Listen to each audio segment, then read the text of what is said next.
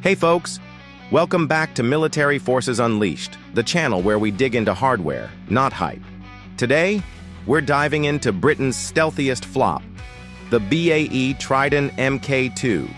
Think of it as the armored equivalent of a spy who trips over his own shoelaces. Spoiler, it's got more secrets than MI6, and just as many leaks.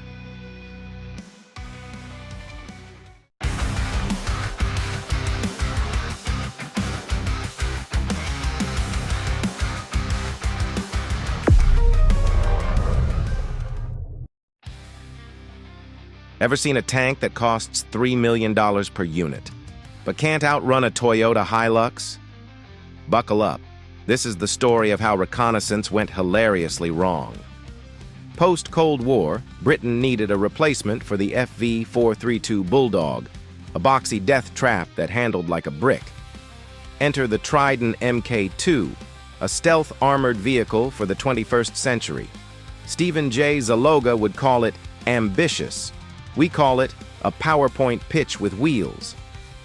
By 2008, it was ready, sort of. Richard Ogorkiewicz once said, "Modern armor must balance stealth and firepower." The Tridon, it balanced stealth and maintenance nightmares.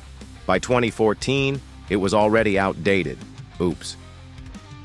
Let's geek out. The Tridon's got thermal cloaking to hide from drones, a 30mm cannon that jams if you sneeze, and a whisper-quiet engine that mechanics hate. Its party trick? Deploying smoke screens while breaking down. The thermal system was supposed to make it invisible to predators. Too bad insurgents use actual predators. Russian thermal drones bought off eBay. Oh, and that advanced sensor array? It once mistook a herd of goats for a T-90. Compare it to the Bradley. Same era, same mission. The Bradley's a workhorse. The Tridon's the horse that tripped in the glue factory. Even its name sounds like a rejected transformer. BAE even tried selling it as a multi-role vehicle. Multi-role? More like multi-fail? It can't decide if it's a recon unit, an ambulance, or a $3 million coffee machine for generals. Here's the tea. The Tridon's thermal cloaking works, if you're not moving. Its armor stops small arms fire but turns into origami against RPGs. And don't get me started on the price. $3 million per unit, and you still need a PhD to operate the radio. In Syria, a single Tridon crew went through 14 radios in 6 months. The Armada? It's got a toilet. Priorities people. Supporters say it's versatile. Critics say it's a death trap with cup holders. After a few IED encounters, even the crews started calling it the Bulldog's embarrassing cousin. One soldier quipped, "It's like strapping a PlayStation VR to a lawnmower. Cool in theory, useless in a firefight."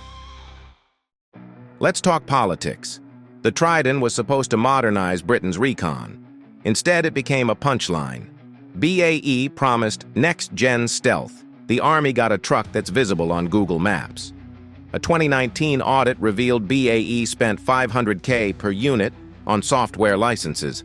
Meanwhile, the thermal cloaking budget? Less than a tank of gas. Meanwhile, insurgents in Syria and Iraq turned Toyotas into war machines for 1/100th the cost. As one commander put it, "We're fighting guerrillas with spreadsheets and losing." BAE's CEO called critics unpatriotic. Then photos surfaced of him driving a Bentley paid for by, wait for it, Tridon maintenance contracts. Coincidence? Nope. Just capitalism. At the end of the day, the Tridon Mk2 is a tragedy with treads. It had the tech to change the game, but the execution of a high school science project. Today, it's a relic, proof that even the stealthiest tank can't hide from bad decisions. BAE's still trying to sell it as vintage future tech. Meanwhile, Ukraine's using drones that cost less than a tank's cup holder. The Tridon's legacy? A warning. Don't let engineers design tanks in a boardroom. And let's not forget, its thermal cloak now works best in museums. At least it's finally found a purpose, scaring school kids on field trips. Like, subscribe, and drop a comment. Is the Tridon Mk2 a national embarrassment or a misunderstood marvel? And if you think I'm too harsh, egg me, I'll roast your favorite tank. New episodes drop whenever BAE fixes the radio. Stay armored. P.S. If you see a Tridon Mk2 on eBay, buy it. It's the only tank that doubles as a conversation starter and a paperweight.